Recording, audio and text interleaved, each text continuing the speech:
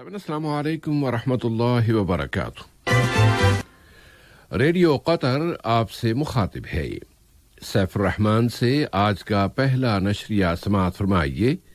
ابتدا میں پیش خدمت ہے اہم خبروں کا خلاصہ۔ صاحب سمو امیر نے ترکی کے صدر کے ساتھ باہمی اسٹریٹجک تعلقات اور مشترکہ دلچسپی کے مسائل کا جائزہ لیا ہے۔ نائب امیر نے قطر یونیورسٹی کے بورڈ آف ٹرسٹیز کے پہلے اجلاس کی صدارت کی ہے۔ ملک میں کورونا وائرس سے شفا پانے والوں کی تعداد اب 122,000 سے زیادہ ہو گئی ہے۔ اس کے علاوہ لبنان کا سیاسی بحران، گورنی کاراباخ میں ارمینیا اور آذربائیجان کے درمیان شدت میں اضافہ اور امریکی صدر ٹرمپ اور ان کے حریف جو بائیڈن کے درمیان آج رات ٹی وی ڈیبیٹ ہو رہی ہے۔ سامعین، یہ تھا اہم خبروں کا خلاصہ، اور اب پیش خدمت ہے آج کا پہلا مفصل نشریہ۔ بسم اللہ الرحمن الرحیم۔ صاحب سمو امیر شیخ تمیم بن حمد آل ثانی نے برادر ملک جمہوریہ ترکی کے صدر رجب طیب ایردوان کی جانب سے ایک ٹیلی فون کال وصول کی۔ اس رابطے میں دونوں برادر ملکوں کے درمیان اسٹریٹجک تعلقات، ان تعلقات کو مزید فروغ دینے کے وسائل اور مشترکہ دلچسپی کے متعدد مسائل کا جائزہ لیا گیا۔ نائب امیر اور قطر یونیورسٹی کے بورڈ آف ٹرسٹیز کے سربراہ شیخ عبداللہ بن حمد آل ثانی نے کل یونیورسٹی کے نئے تعلیمی سال میں اس بورڈ کے پہلے اجلاس کی صدارت کی۔ ویڈیو کمیونیکیشن کے ذریعے ہونے والے اس اجلاس میں سابقہ فیصلوں اور سفارشات پر عمل درآمد کا جائزہ لیا گیا اور متعدد موضوعات پر بحث کی گئی۔ بورڈ نے انسانی غذائی اشیاء سے متعلق MA کے ایک پروگرام کے قیام کی تجویز کی منظوری دے دی۔ اس کے علاوہ کورونا کی عالمی وبا کا مقابلہ کرنے کے لیے قطر یونیورسٹی کی کوششوں اور عربی اور عالمی یونیورسٹیوں کی رینکنگ کے نتائج معلوم کیے گئے۔ وزیر مواصلات و کمیونیکیشن جناب جاسم بن سیف السلیطی نے ملک میں بجلی سے چلنے والی گاڑیوں کی چارجنگ کے آلات کا ایک مکمل نیٹ ورک قائم کرنے کے منصوبے کا انکشاف کر دیا ہے۔ انہوں نے بتایا ہے کہ اس سال کے دوران تقریباً 30 اور اگلے سال میں تقریباً 100 چارجنگ کے آلات کی انسٹالمنٹ اور ان کے آپریشن کے لیے تعاون جاری ہے۔ وہ قطر کمپنی الدیار اور بجلی و پانی کی قطری کارپوریشن کہرما کے درمیان بجلی سے چلنے والی گاڑیوں کے چارجنگ کے اسٹیشنز کے قیام سے متعلق ایک میمورنڈم پر دستخط کی تقریب کے موقع پر تفصیلات بتا رہے تھے۔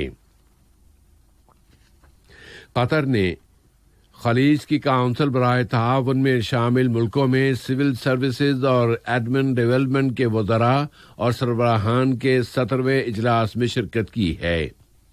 ویڈیو کمیونیکیشن کے ذریعے منعقد ہونے والے اس اجلاس میں وزیر ادارتی ترقی و محنت و سماجی امور جناب یوسف بن محمد آل عثمان فخرو نے اس اجلاس میں قطر کی نمائندگی کی۔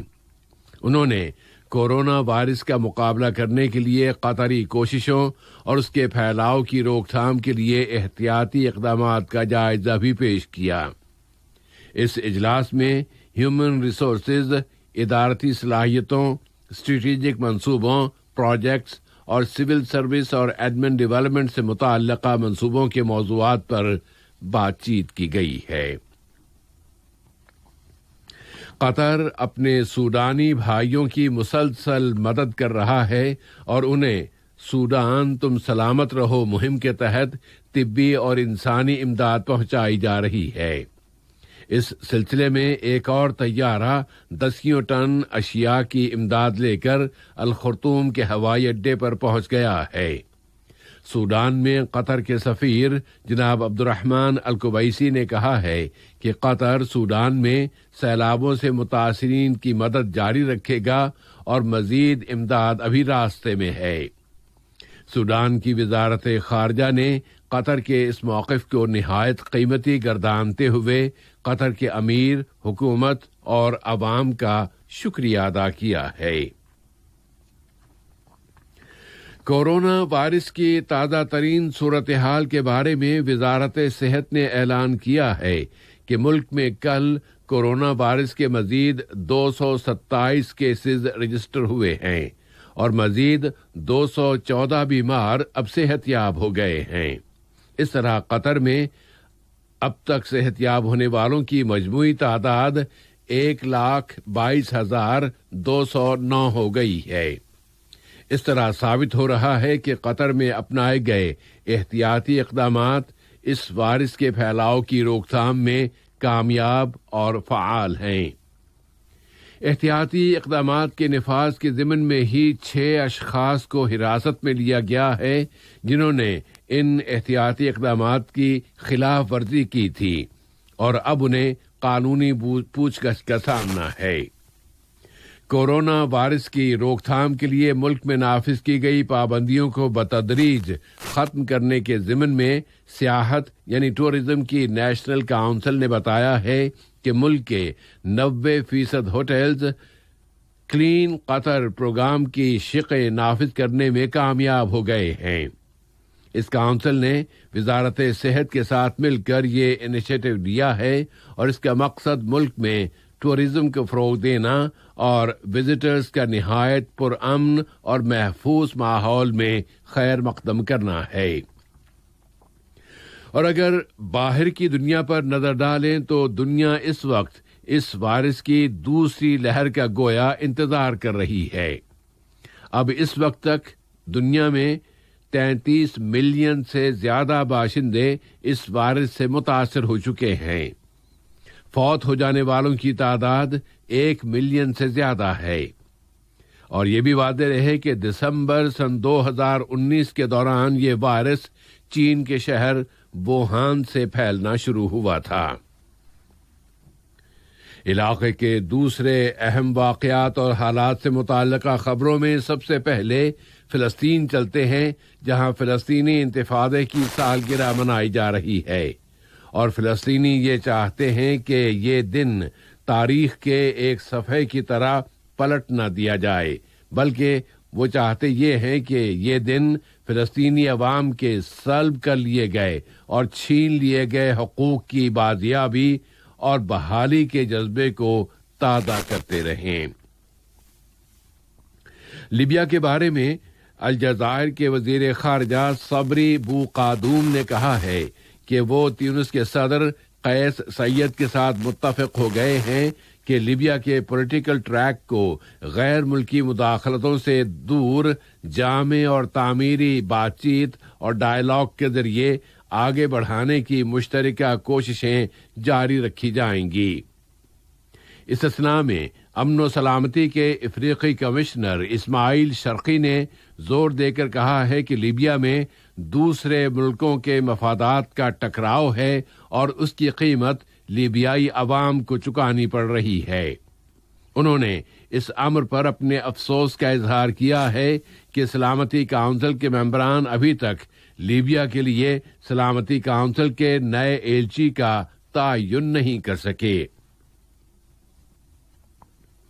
امریکی وزیر خارجہ مائک پومپیو نے عراقی صدر برہم صالح کو ٹیلی فون پر بتایا ہے کہ واشنگٹن بغداد میں اس کے سفارت خانے پر حملے نہ رکوائے جانے کی صورت میں اپنے اس سفارت خانے کو بند کر دینے کا پروگرام بنا رہا ہے۔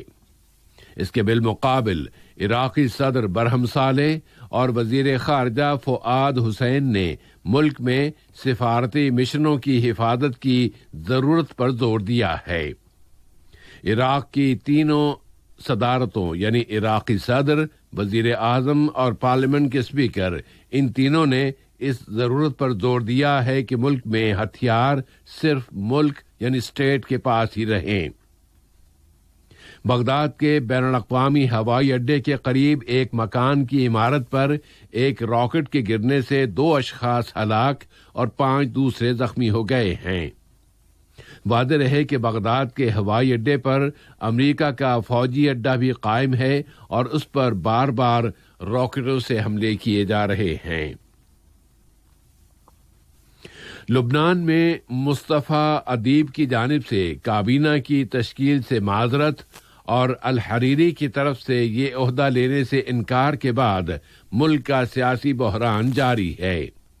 فرانس کے صدر ایمانوئل ماکروں لبنان کے مختلف حلقوں پر سخت تنقید کر رہے ہیں کہ انہوں نے اس بحران کو حل کرنے کے لیے فرانسیسی منصوبے کو ناکام بنا دیا ہے۔ ناگورنی کاراباخ میں آرمینیا اور آذربائیجان کے درمیان لڑائی کے دوسرے روز 29 سے زیادہ اشخاص ہلاک اور دسیوں دوسرے زخمی ہو گئے ہیں۔ دونوں ملکوں کی فوجوں نے راکٹوں اور توپ خانے سے حملوں کا تبادلہ کیا ہے اور اس کے بعد قوقاز کے جنوبی علاقے میں استحکام کو خطرات لاحق ہو گئے ہیں۔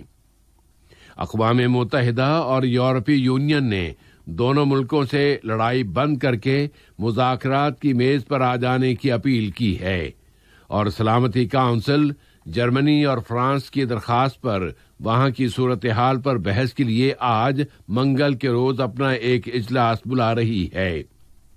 آرمینیا نے اس کے 18 سال سے 55 سال تک کے مرد شہریوں کے سفر پر پابندی عائد کر دی ہے کہ پیشگی اجازت نامے کے بغیر وہ سفر نہیں کر سکتے۔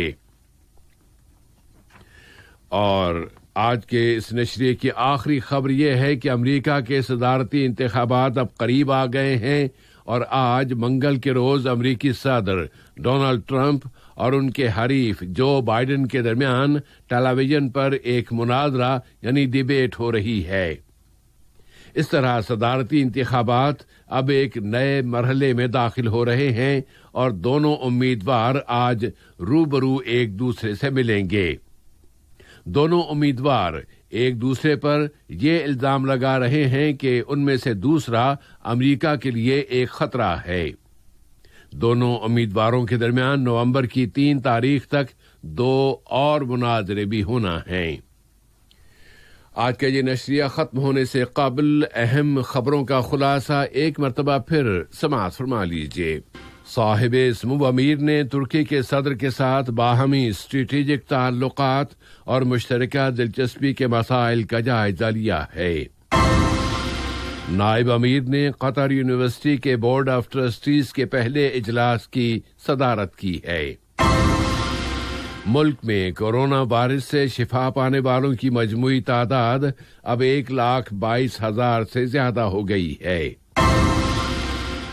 اس کے علاوہ لبنان کا سیاسی بحران، ناگورنی کاراباخ میں آرمینیا اور آذربائیجان کے درمیان شدت میں اضافہ اور امریکی صدر ٹرمپ اور ان کے حریف جو بائیڈن کے درمیان آج رات ٹی وی ڈیبیٹ ہو رہی ہے۔